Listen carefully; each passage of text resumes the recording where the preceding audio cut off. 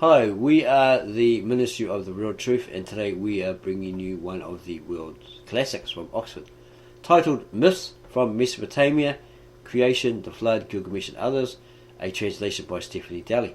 Now, you're probably wondering who the heck was Stephanie Dalley. Here's a history of her. You can read it online. She's basically a top Assyriologist, and it talks about her contributions, where she got her start and how she became very, very qualified, very, very popular. And it doesn't seem to be any debunkings or flack thrown at her, so she must be highly respected. She has a lot of qualifications, so she's one of the fellows and highly respected. So go back to her book. We're doing this fast because we might start coughing again and it's really annoying, so we're going to be brief. Ninurta attacks Anzu to regain the stolen Table of Destinies from a stone sculpture found in the temple of Ninurta at Nimrud, Iraq, by Henry Layard, Monuments of Nineveh 2, Plate 5. Because Henry Layard and his friend Razam went to Nineveh and apparently found the buried for centuries library of Ashurbanipal.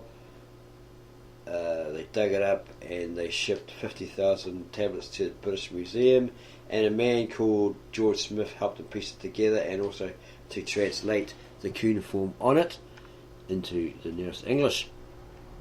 Here's the preface to this book.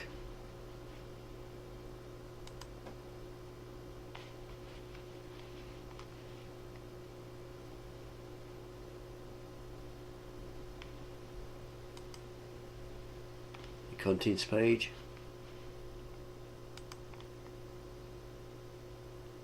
List of figures, sigla and abbreviations.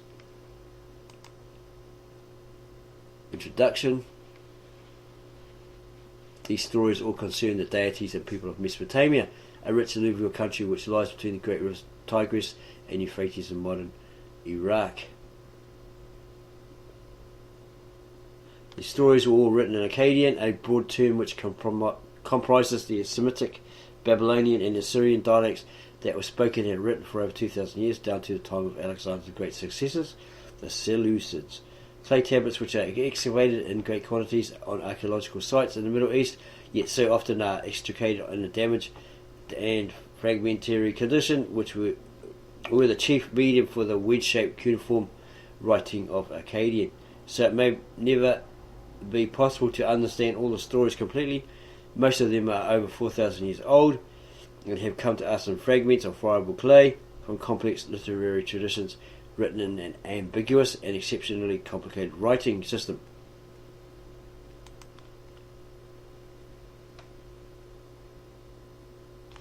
Akkadian literature in its written form is different in concept from later written literature. Through the study of several versions of one story, it has been clear that one version may omit an episode crucial to the sequence, or it may be so elliptical or telescoped as to be unintelligible without the help of another, more explicit version. This is a recognized feature of Sumerian literature, which preceded, or came before, Akkadian, and is also true to a lesser extent of stories written in Akkadian. The Sumerians weren't Semites, where the Akkadians were, and one adopted the other culture, language, religion, etc. when they didn't necessarily die out completely, but they just weren't around anymore. They faded into the annals of history. A later version is not necessarily fuller than an early one. For example, the latest version of Ishtar's descent from Nineveh is slightly briefer than the earliest version from Assur, and less than half the length of the Sumerian story, which is even clearer. Even earlier. We should probably understand some of the abrupt changes of the theme as bare skeletons, which were fleshed out in practice by schooled narrators, rather as early musical notation gave only the guidelines needed to remind the musician of appropriate melody and rhythms, leaving embellishments and flourishes to highest schools and to popular taste. This may help to explain why much Akkadian literature is relatively poor in vocabulary and descriptive imagery compared with Ugaritic myths and Homeric, its Greek-based epics.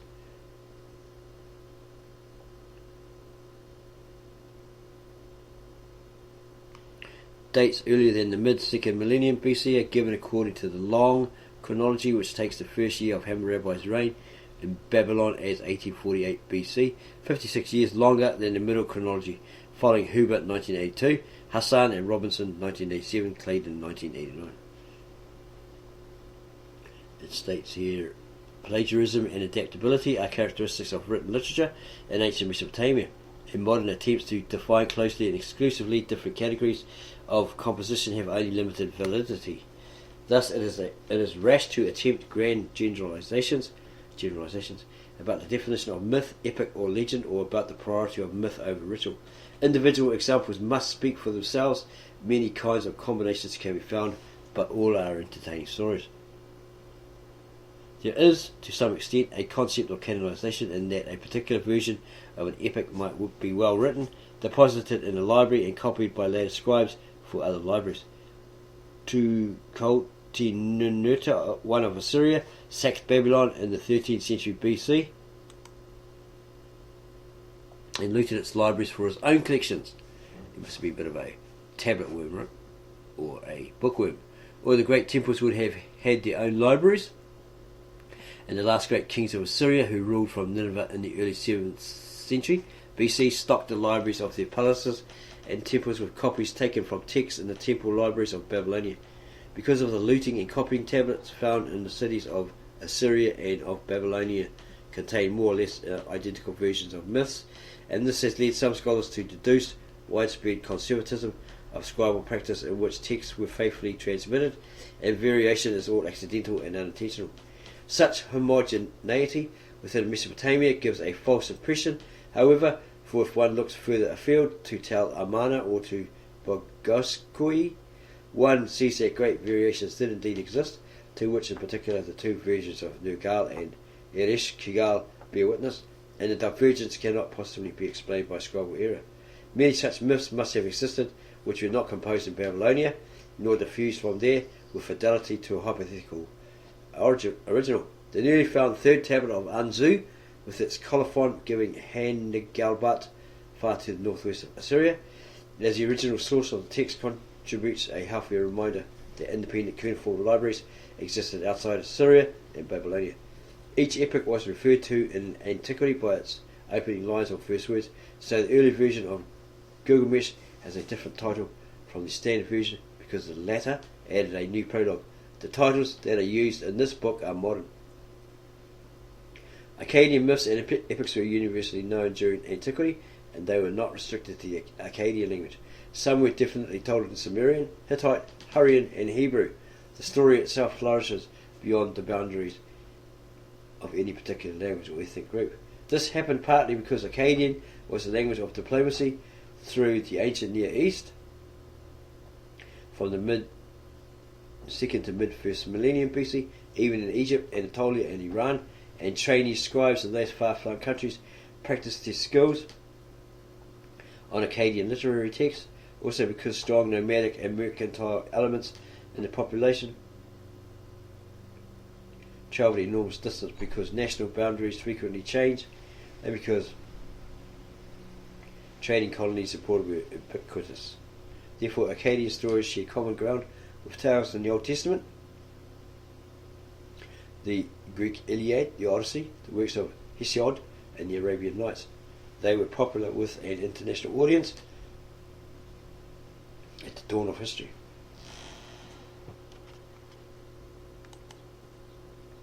Chronological chart.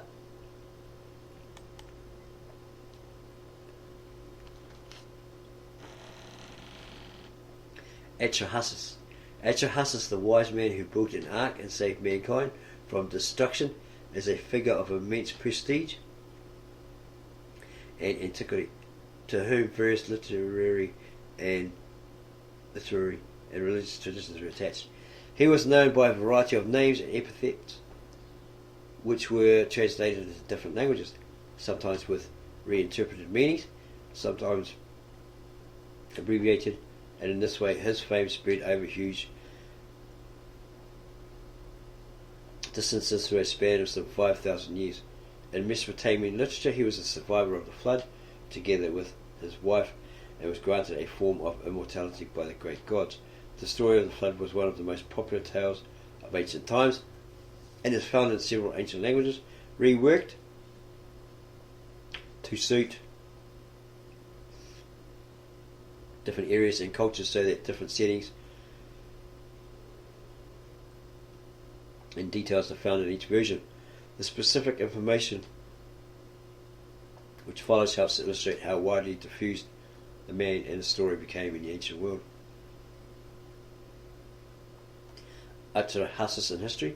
According to one version of the Sumerian king list, in the years just before the flood swept over the earth, Ubara-Tutu, who is named as the father of Atrahasis and Gilgamesh, the epic Gilgamesh, was king of Shuru-Papak, modern Talfara in central southern Mesopotamia.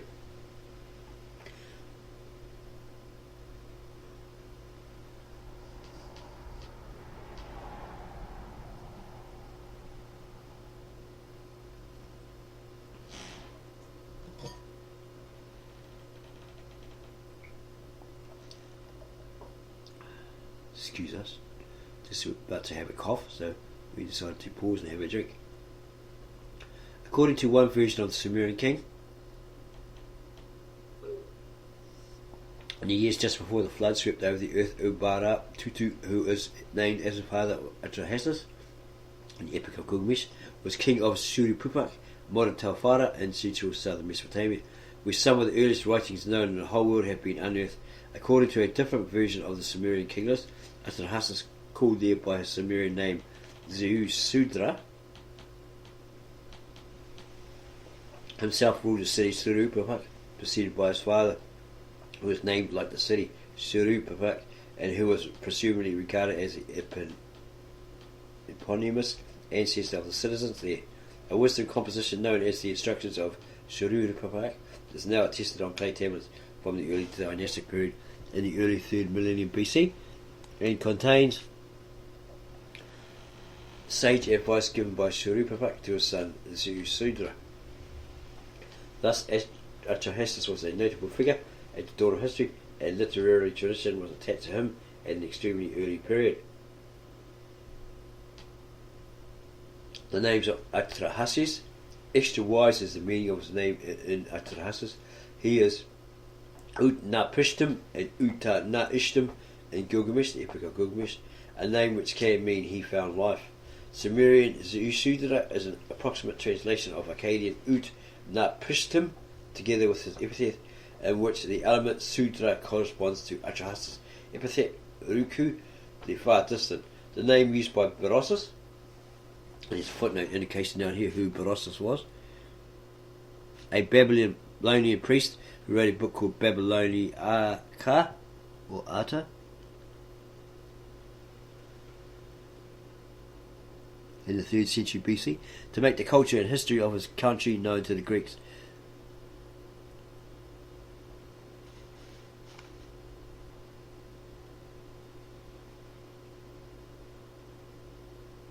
The name used by Berosus for the survivor of the flood is Xisuthros, probably a phonetic rendering of Zeusudra.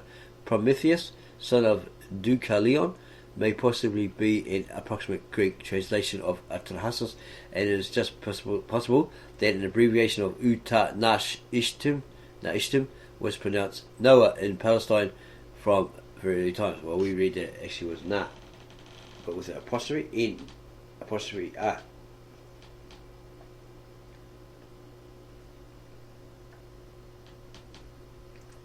But very close to Noah in that pronunciation. So it could be something like Noah. Atrahasis is also found as a name or epithet of a man who featured in a Hittite story about Kumarbi. It has been suggested that the name Ulysses, used by the Romans for Odysseus, comes from the Hittite Ulayas, so as a translation of Atrahasis epithet, the far distance, and that name, the names Odysseus and Altus, may be based upon a pronunciation of the logogram for Ut-na-Pishtim, which is Ud.Z, and he's a footnote. Shrita, 1974, probably page 13 in one of his books or something like that. There's no evidence, however, that Ud.Z was, or Udzi was ever pronounced phonetically. There's more. The text, clay tablets inscribed with the old Babylonian version of the epic can be dated around 1700 BC. Each tablet is divided into 8 columns, 4 on the obverse and 4 on the reverse. So 4 on the front, 4 on the back.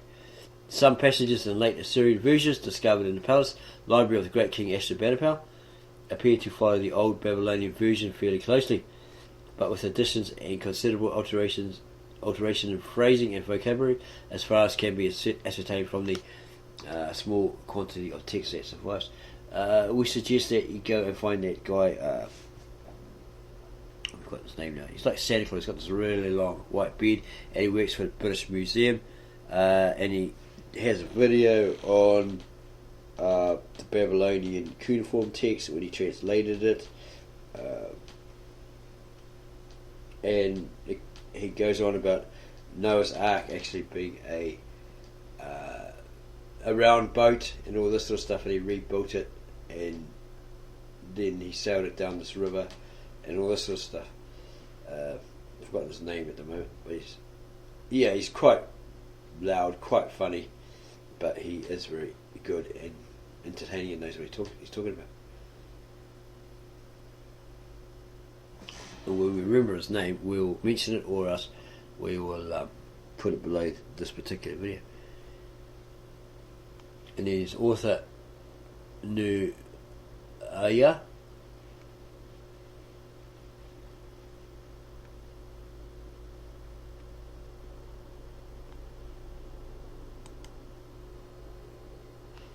Is the creation of man.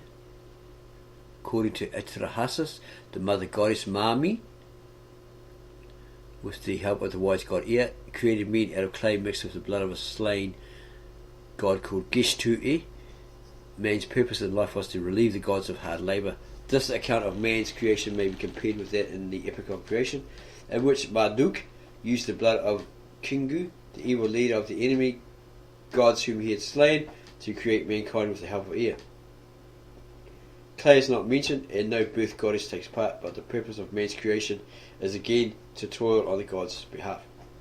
Neither account mentions the creation of animals, which is an important preliminary to man's creation in Genesis, the book of Genesis, previously sourced.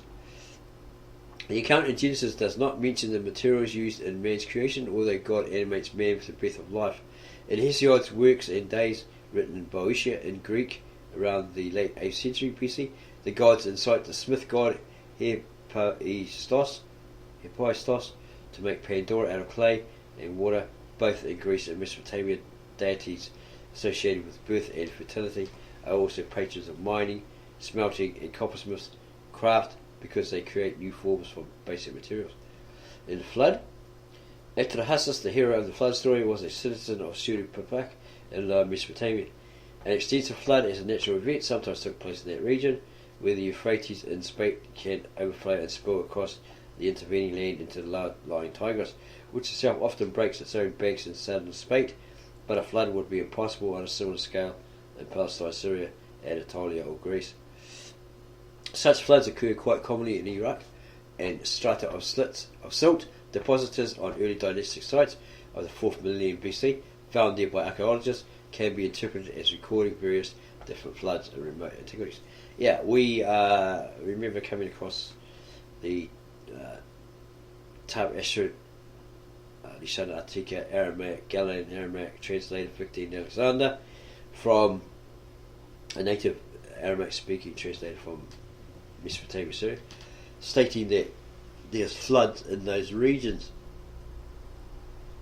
Not so much a world flood, but floods in that particular region. And we also have a book here called The Timetables of History by Bernard Grun, or someone else has continued it, which actually says that on page 3. Yeah, The Timetables of History by Bernard Grun, based upon Werner Stein's Culture Fahrplan. Maybe it was originally in German. On page 3, we believe.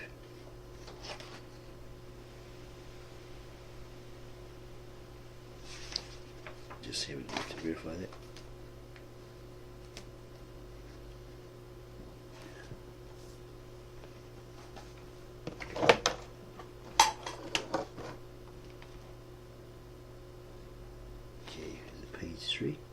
It's full.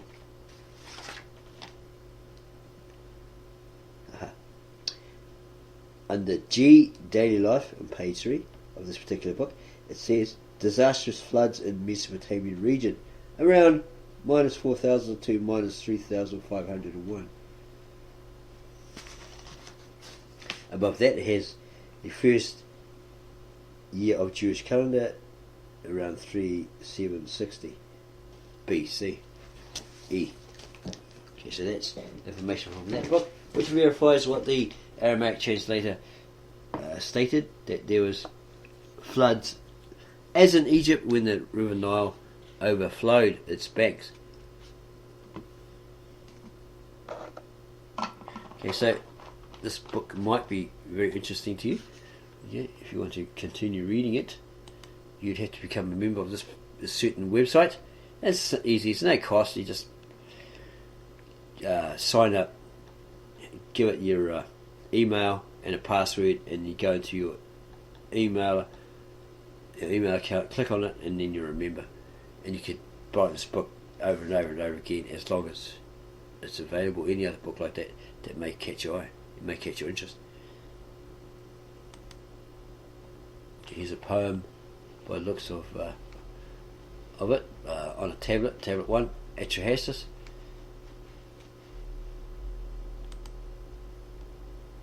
It's quite a long one, probably several tablets.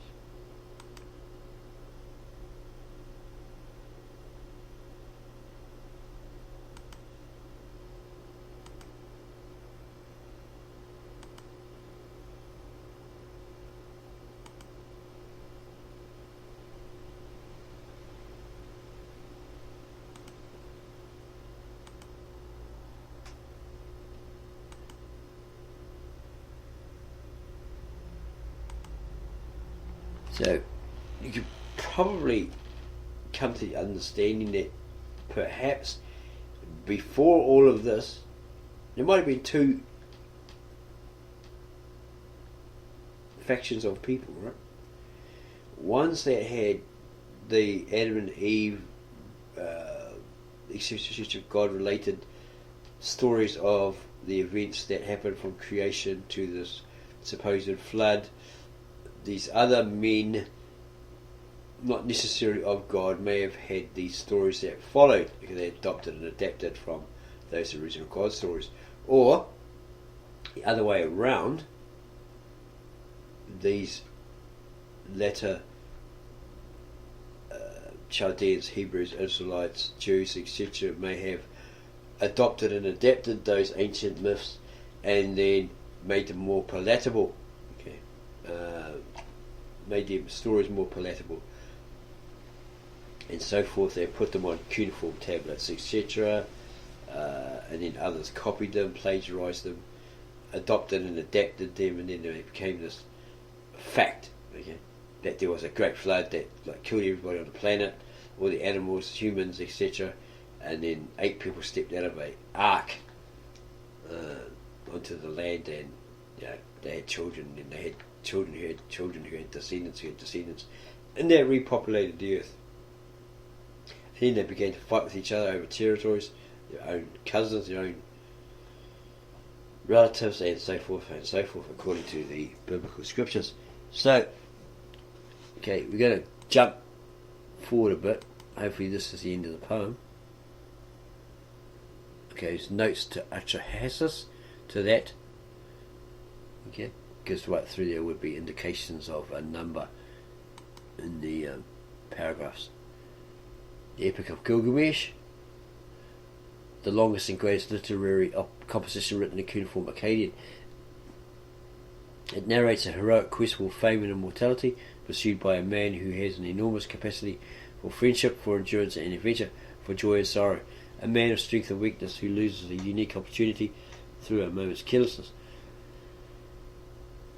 Gilgamesh was probably a real king, but legends grow up around them, right? They did this and he did that to keep that memory of him alive. Early Sumerian stories from Uruk, around 2150 BC, there existed in written form 3 groups of stories about kings of Uruk, which is modern day Iraq today. One group featured the exploits of Imrikar, who was perhaps the grandfather of Gilgamesh. Another group featured the exploits of Lugalbanda, and the third group featured Gilgamesh. Most of the tales were very short. They were all written in Sumerian, and some of them showed the background influences of contest, literature, a form of entertainment, and so forth.